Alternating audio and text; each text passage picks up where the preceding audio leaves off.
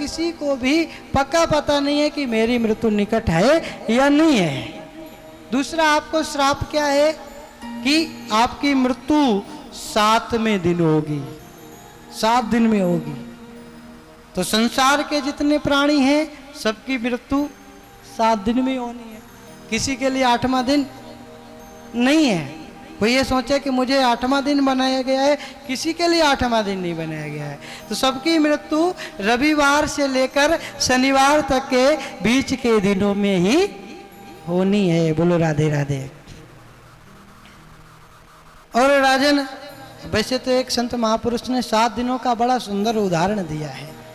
जो हमारे एक प्राणी होता है, हुआ बुधवार को परिवार हुआ, बच्चों का सुख झेला, बच्चों का सुख भोग रहा है। बुधवार को, बृहस्पतिवार को वह व्यक्ति बूढ़ा हो गया, बृहस्पतिवार को बूढ़ा हुआ, शुक्रवार को बीमार हो गया, शनिवार को हॉस्पिटल में गया और गोविंदा।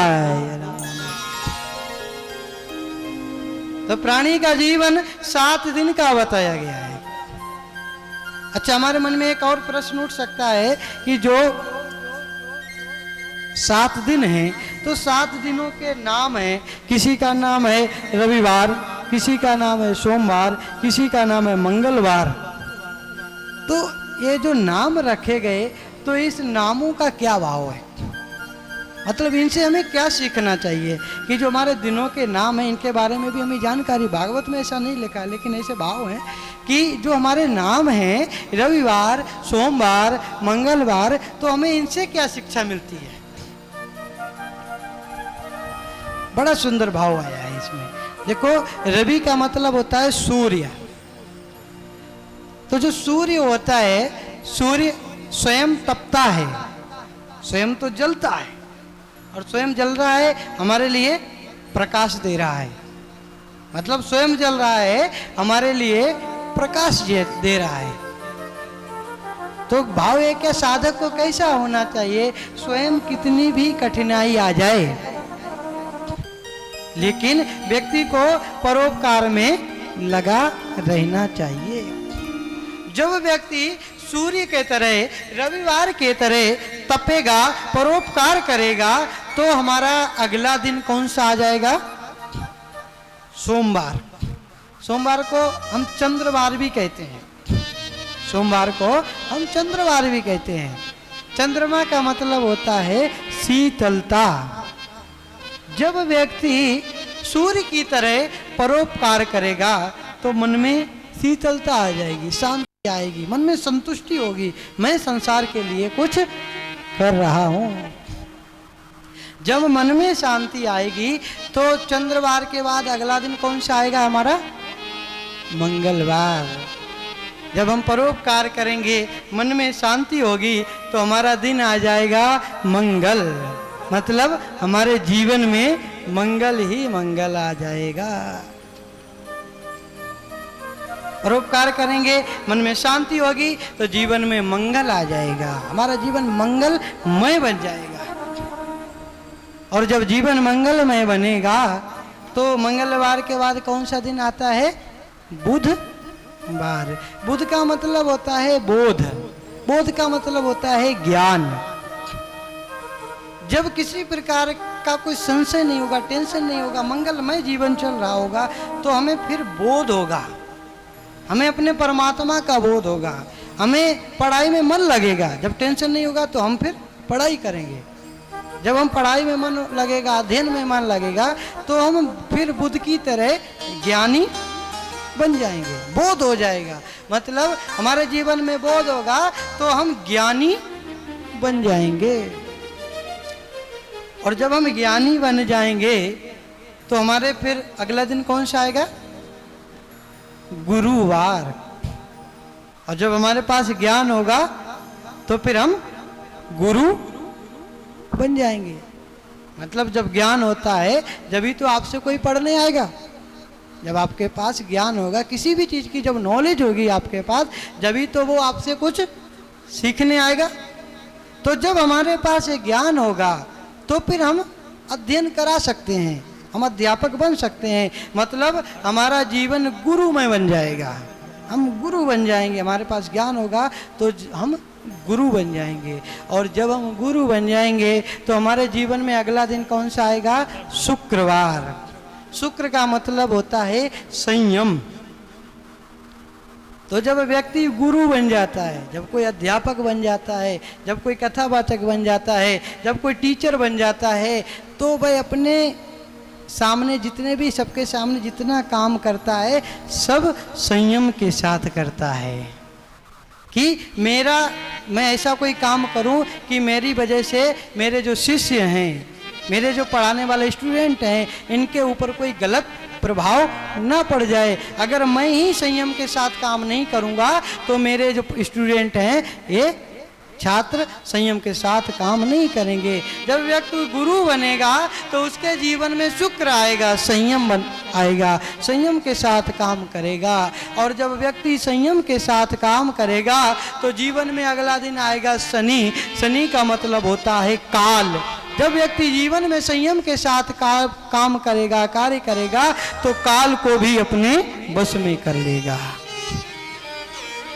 तो 7 दिनों का यही उदाहरण है कि हम जब रविवार की तरह परोपकार करेंगे, सूर्य की तरह परोपकार करेंगे, तो हमारे जीवन में चंद्रवार आएगा, शीतलता आएगी। जब हमारे जीवन में शीतलता होगी, शांति होगी, तो हमारे जीवन में मंगल आएगा, हमारा जीवन मंगलमय हो जाएगा। जब हमारा जीवन मंगलमय होगा तो हमारे जीवन में बुध आएगा, बोध होगा, ज्ञान हो जाएगा। जब हमारे जीवन में ज्ञान होगा, जब हमें ज्ञान होगा तो हम फिर गुरु बन जाएंगे संसार के। और जब हम गुरु बन जाएंगे, गुरु बनने के पश्चात हम शुक्र की तरह संयम से काम करेंगे। और जब हम संयम के साथ संसार में काम करेंगे तो शनि काल को भी अपने बस में कर लेंगे। 7 दिनों का हमारा ये भाव है। बोलो राधे राधे। तो मानो सुखदेव जी महाराज राजा परीक्षित को बताना चाह रहे हैं कि राजन, तुमने जो प्रश्न किया है ये प्रश्न संसार के कल्याण के लिए किया है, परोपकार के लिए किया है। इसलिए मैं तुम्हें बड़ी सुंदर कथा सुनाऊंगा। अरे तुम चिंता क्यों करते हो? तुम्हारे पास तो 7 दिन हैं। सुखदेव जी महाराज ने कहा तुम चिंता क्यों करते हो, तुम्हारे पास 7 दिन हैं। देखो, एक खटवांग राजा थे, उन्होंने अपनी संपूर्ण आयु देवताओं के पक्ष में युद्ध में बिता दी। देवताओं के साथ युद्ध किया, संपूर्ण आयु बीत गई।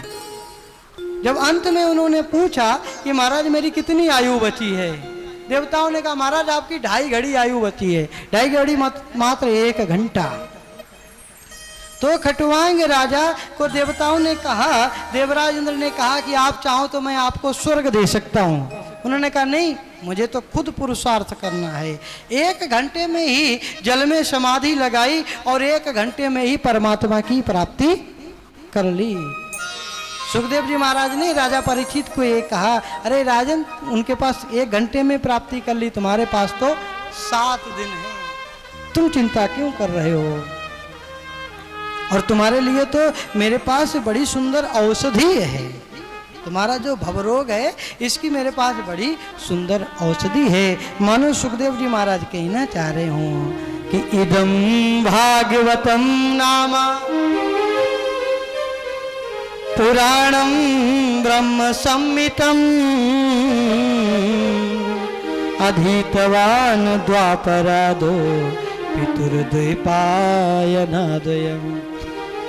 मेरे पास भागवत जी का ज्ञान है, जो मुझे, देखो ऐसा ज्ञान है, मैं निर्गुण समाधि में बैठा हुआ था और भागवत की सामर्थ्य ऐसी थी कि भागवत के श्लोकों का जैसे ही मेरे कानों में गान पड़ा तो मैं निर्गुण समाधि को छोड़ दिया और जाकर भागवत का अध्ययन किया। ये भागवत का ज्ञान मुझे मेरे पिताश्री से प्राप्त हुआ है। इसलिए राजन तुम चिंता मत करो। 2 स्कंद साधन लीला है। प्रथम स्कंद की लीला हमारी है अधिकार लीला और 2 स्कंद की लीला है हमारी साधन लीला। अधिकार मतलब कि भागवत का अधिकारी कौन है। तो हमारे सामने क्या स्पष्ट होकर आया है कि भागवत का अधिकारी है राजा परीक्षित। और साधन द्वितीय स्कंद में सुखदेव जी महाराज साधन बता रहे हैं। अधिकारी बने हैं राजा परीक्षित को। जब राजा परीक्षित ने बताया महाराज मेरी मृत्यु होने वाली है 7वें दिन, तो मैं क्या करूं, तो मुझे क्या करना चाहिए, इस संसार को क्या करना चाहिए जिसकी मृत्यु हो। तो सुखदेव जी महाराज ने दूसरे स्कंद से साधन बताया है।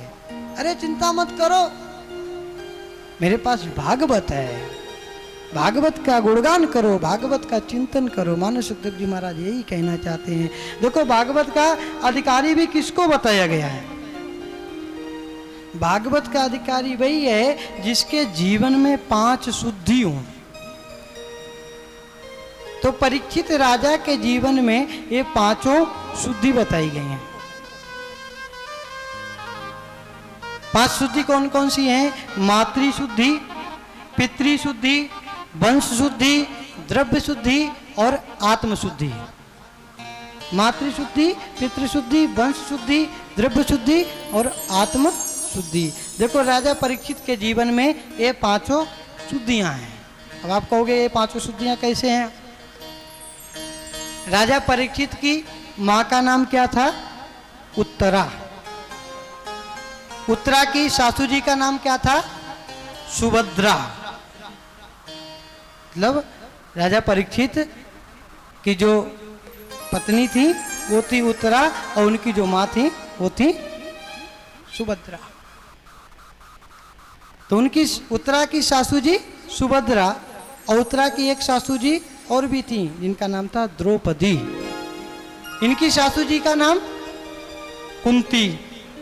तो देखो सुभद्रा भगवान की बहन, भगवान कृष्ण की बहन, और द्रौपदी को भी भगवान अपनी बहन मानते थे, और कुंती भगवान की बुआ।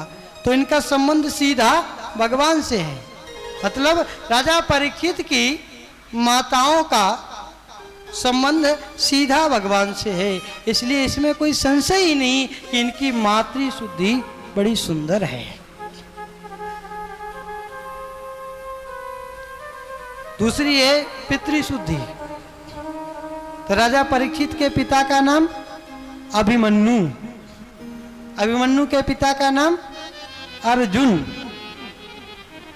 अर्जुन के पिता का नाम पांडु। वैसे इंद्र भी हैं अगर दूसरी दृष्टि से देखा जाए तो इनकी अभिमन्यु भगवान कृष्ण के शिष्य, भगवान कृष्ण ने अभिमन्यु को शिष्य बनाया, शस्त्र विद्या सिखाई। अर्जुन भगवान के कितने नाते हैं अर्जुन के साथ? अर्जुन के भगवान सारथी भी हैं, अर्जुन के भगवान गुरु भी हैं, अर्जुन भगवान के बहनोई भी हैं। तो जिनके पिता का सीधा संबंध भगवान से, तो इनकी फिर पितृ शुद्धि भी बड़ी सुंदर है। मातृ शुद्धि परीक्षित राजा की इतनी सुंदर है, पितृ शुद्धि इतनी सुंदर है। तीसरी है वंश शुद्धि। तो राजा परीक्षित का वंश तो कुरु वंश है, इतना सुंदर, जिसमें भगवान का खुद ही संबंध है, जिस वंश में भगवान का खुद ही संबंध है। तो फिर वंश शुद्धि भी परीक्षित राजा की बड़ी सुंदर। चौथी है द्रव्य शुद्धि। राजा परीक्षित के पालन पोषण में धर्मराज युधिष्ठिर ने जो नीति से कमाया गया धन वो लगाया इनके पालन पोषण में, तो इनके पास द्रव्य शुद्धि भी है। और 5वीं है हमारी आत्म शुद्धि। जिसके पास 4 शुद्धि होंगी तो आत्मा तो उसकी खुद ही शुद्ध हो जाएगी। जिसके पिताजी उच्च कोटि के, जिसकी माताजी संस्कारवान, जिसका वंश संस्कारवान, जिसके पास जो द्रव्य लगा है वो द्रव्य संस्कारवानों का लगा है, तो उनकी आत्मा तो स्वयं ही सिद्ध हो जाएगी। इसलिए परीक्षित राजा भागवत के उत्तम कोटि के श्रोता हैं। तो परीक्षित राजा को ही श्रोता बताया गया है, उत्तम कोटि का श्रोता। और तो श्रोता श्रोता मैंने आपको कल बताया ही था, ऐसे भी होते हैं, लेकिन जो उत्तम कोटि के होते हैं वो हैं परीक्षित जैसे। बोलो राधे राधे। सुखदेव जी महाराज से राजा परीक्षित ने जब प्रश्न किया है तो सुखदेव जी महाराज ने पहले तो कहा है कि राजन चिंता मत करो, फिर सुखदेव जी महाराज ने बताया है कि जिसकी मृत्यु निकट हो उसे तो श्वास श्वास पर कृष्ण भजी वृथा श्वास जन खोए, ना जाने या श्वास की आवन होए न होए। प्रत्येक प्राणी को हमेशा भगवान का कीर्तन, भगवान का चिंतन मनन करना चाहिए। तो यही परम कर्तव्य मानो सुखदेव जी महाराज ने राजा परीक्षित को बताया है। आइए भाव से एक भजन का आनंद लेंगे, उसके बाद आगे कथा में प्रवेश करेंगे। बोल सुखदेव जी भगवान की जय। ऐ मेरे सद्गुरु तुम्हें प्रणाम बार बार, ऐ मेरे सद्गुरु तुम्हें प्रणाम बार बार। होठों पे हो आपका ही नाम बार बार, होठों पे हो आपका ही नाम बार बार। ऐ मेरे सद्गुरु तुम्हें प्रणाम बार बार, ऐ मेरे सद्गुरु तुम्हें प्रणाम बार बार।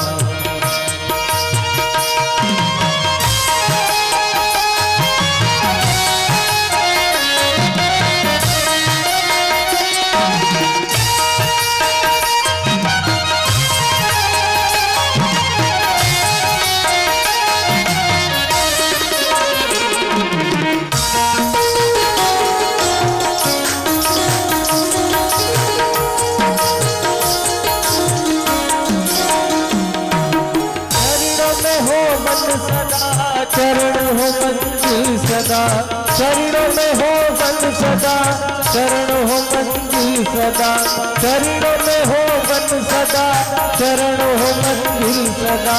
हे दयालु भक्ति का निदान बार बार, हे दयालु भक्ति का निदान बार बार।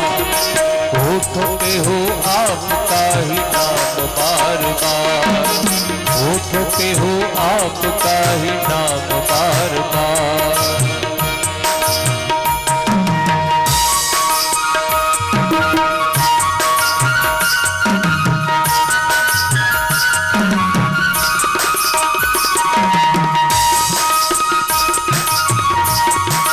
सद्गुरुदेव भगवान की जय हो।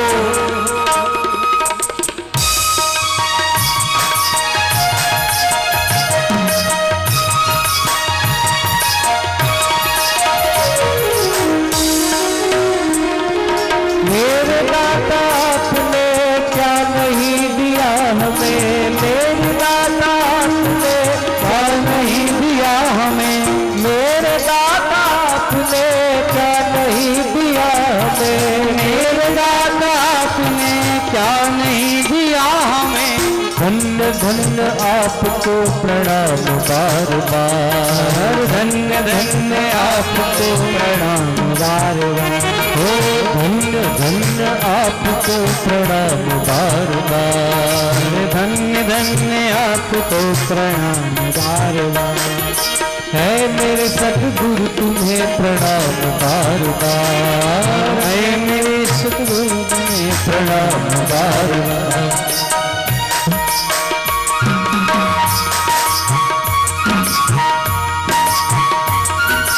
जय हो।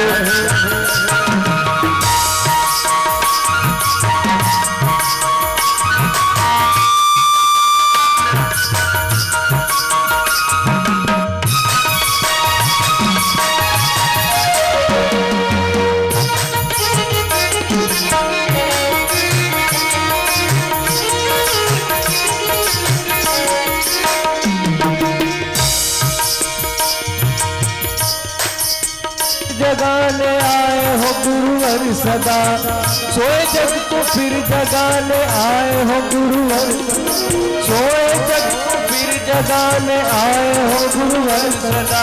भक्ति में मन को लगाना नाथ बार बार, भक्ति में मन को लगाना नाथ बार बार। होठ पे हो आपका ही नाम बार बार, होठ पे हो आपका ही नाम बार बार। है मेरे सतगुरु तुम्हें प्रणाम बार बार, हे मेरे सतगुरु तुम्हें प्रणाम बार बार, प्रणाम बार बार, प्रणाम बार बार।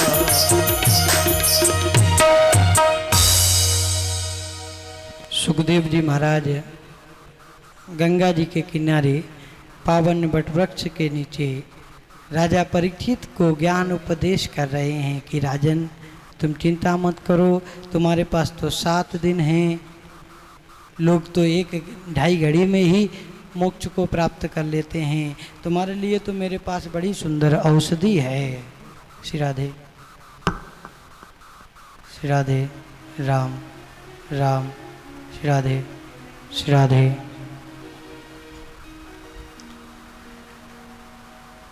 आपके लिए तो मेरे पास बड़ी सुंदर औषधि है।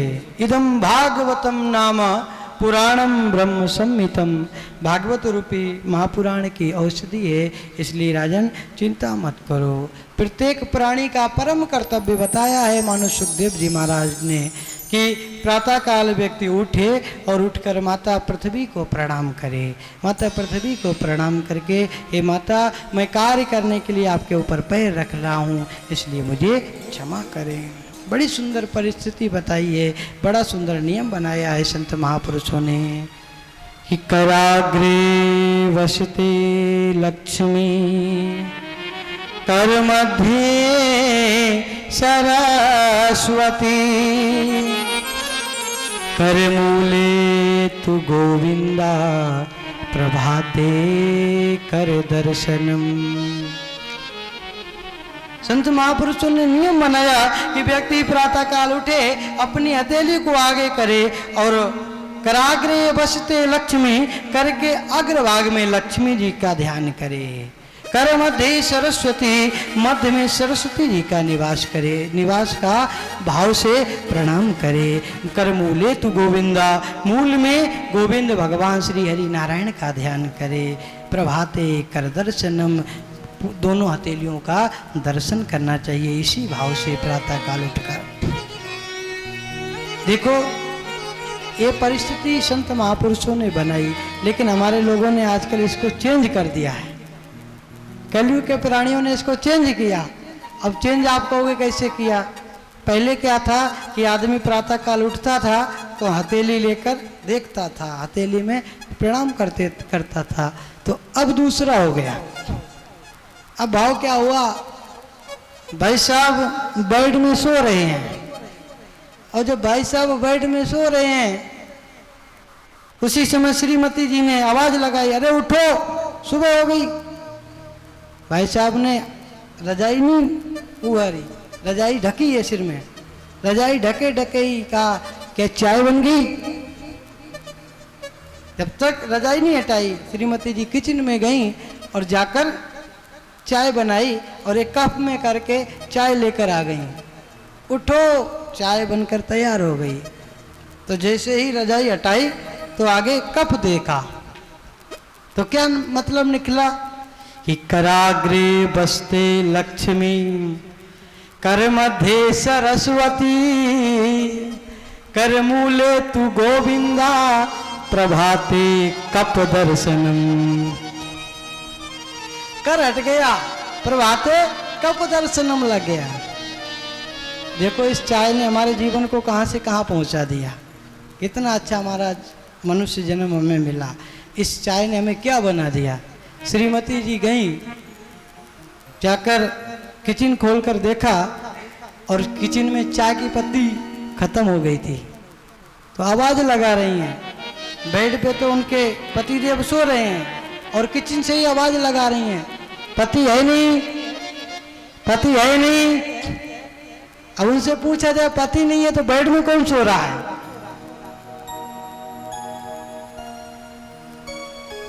श्रीमती जी चाय बनाकर लेकर आई, हाथ में चाय का प्याला और लाकर अपने पतिदेव को दे दिया, लो पी लो,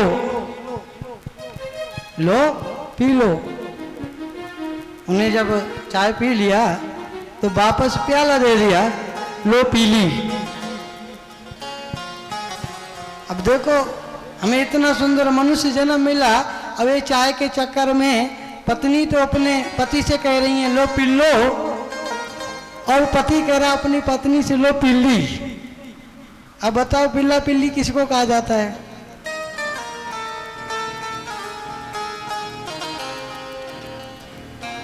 देखो जब अंग्रेज हमारे भारत में आए तो अंग्रेजों ने देखा, अरे इस भारत की भूमि कितनी उपजाऊ है, इस भारत के मनुष्य कितने शक्तिशाली हैं, तो इनको कैसे कमजोर किया जाए। तो भूमि को कमजोर करने के लिए यूरिया खाद लेकर आए, जिससे भूमि कमजोर हो गई। और मनुष्य को कमजोर करने के लिए चाय लेकर आए। व्यक्ति ऑफिस में बैठा है, अगर उसे 15 मिनट चाय ना मिले तो सिर पकड़कर बैठ जाएगा, मानो ये तो जाने ही वाले हैं। क्यों? चाय के चक्कर में। लोग भगवान का नाम लेना भूल गए, प्रातः काल उठते ही चाय चाय, जहां जाओ ट्रेन में जाओ तो चाय चाय, उठ के जहां से आवाज सुबह सुनाई पड़ेगी तो सिर्फ चाय की ही सुनाई पड़ेगी, और कोई आवाज सुनाई नहीं पड़ सकती। तो मानो संत महापुरुषों की जो परंपरा है वो परंपरा हमारी कितनी सुंदर थी कि प्रातः काल उठो, स्नान करो, पूजा पाठ करो। जिस परमात्मा ने हमें इतना सुंदर मनुष्य जन्म दिया है तो हमें प्रातः काल उठकर उसका चिंतन करना चाहिए। उस प्रभु की कृपा है बड़ी, उस प्रभु की कृपा है बड़ी, याद कर ले, याद कर ले घड़ी दो घड़ी। उस प्रभु की कृपा है बड़ी, उस प्रभु की कृपा है बड़ी, याद कर ले, याद कर ले घड़ी दो घड़ी, याद कर ले घड़ी दो घड़ी।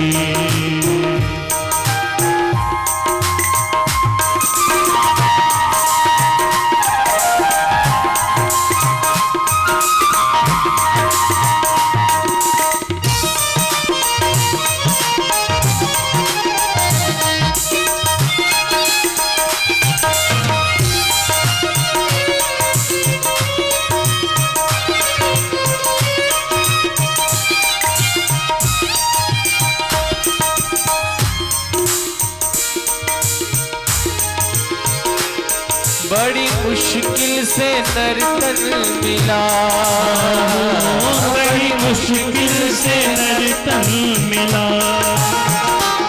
बड़ी मुश्किल से नर्तन मिला, बड़ी मुश्किल से नर्तन मिला, बड़ी मुश्किल से नर्तन मिला, बड़ी मुश्किल से नर्तन मिला, ओ बड़ी मुश्किल से नर्तन मिला, बड़ी मुश्किल से नर्तन मिला। ढील दे इसमें पल की नहीं, बड़ी मुश्किल से नर्तन मिला, ढील दे इसमें पल की नहीं,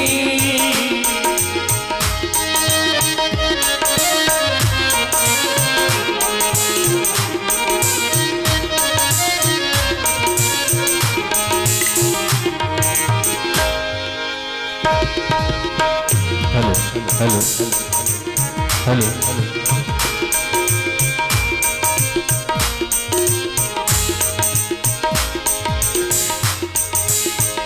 हो किन्हीं शुभ कर्मों का फल है ये, किन्हीं शुभ कर्मों का फल है ये, तुझे मानव का झोला मिला, फल है ये, तुझे मानव का चोला मिला, जो आया है जाएगा वो, बंद होगा न ये सिलसिला। वेद की कहती एक एक कड़ी, वेद की कहती एक एक कड़ी, याद कर ले, याद कर ले घड़ी दो घड़ी, हो उस प्रभु की कृपा है बड़ी, उस प्रभु की कृपा है बड़ी, याद कर ले घड़ी दो घड़ी, याद कर ले घड़ी दो घड़ी।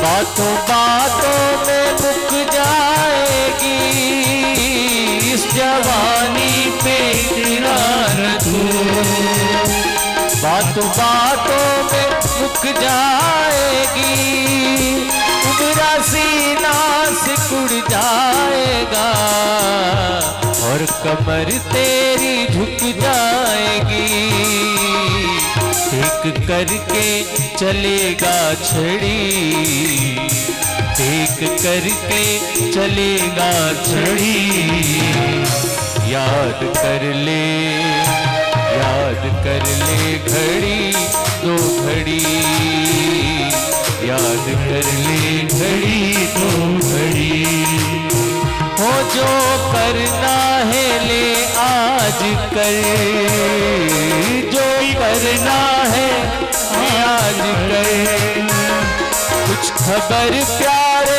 कल की नहीं, जो करना है ले आज कर, कुछ खबर प्यारे कल की नहीं, मानव चोले को कर ले सफल, दिल दे इसमें पल की नहीं, टूट श्वासों की जाए लड़ी, टूट श्वासों की जाए लड़ी, याद कर ले, याद कर ले घड़ी दो घड़ी, याद कर ले घड़ी दो घड़ी, उस प्रभु की कृपा है बड़ी, उस प्रभु की कृपा है बड़ी, याद कर ले,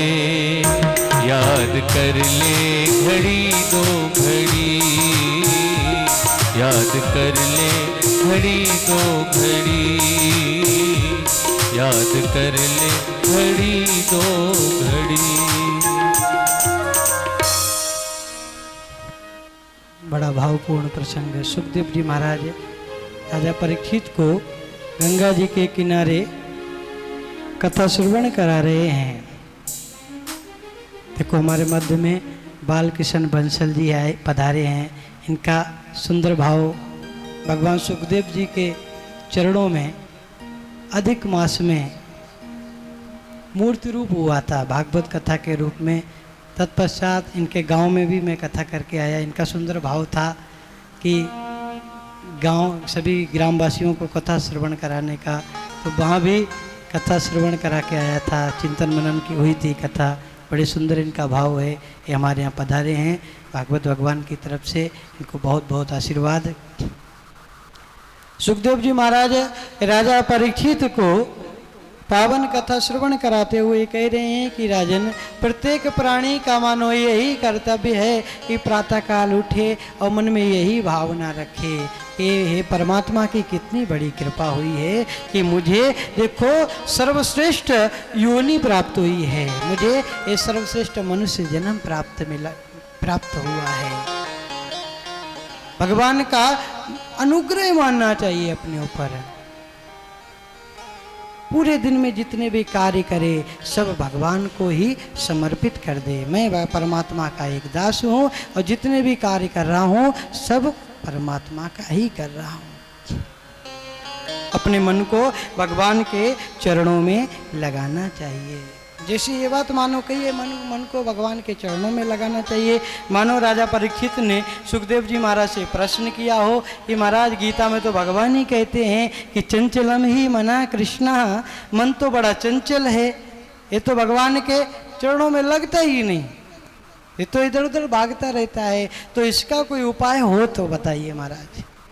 जैसे ही बताया है तो सुखदेव जी महाराज बता रहे हैं कि जितासनो जिता श्वासो जित संगो जितेन्द्रिया स्थूले भगवतो रूपे मना संधारे दिया।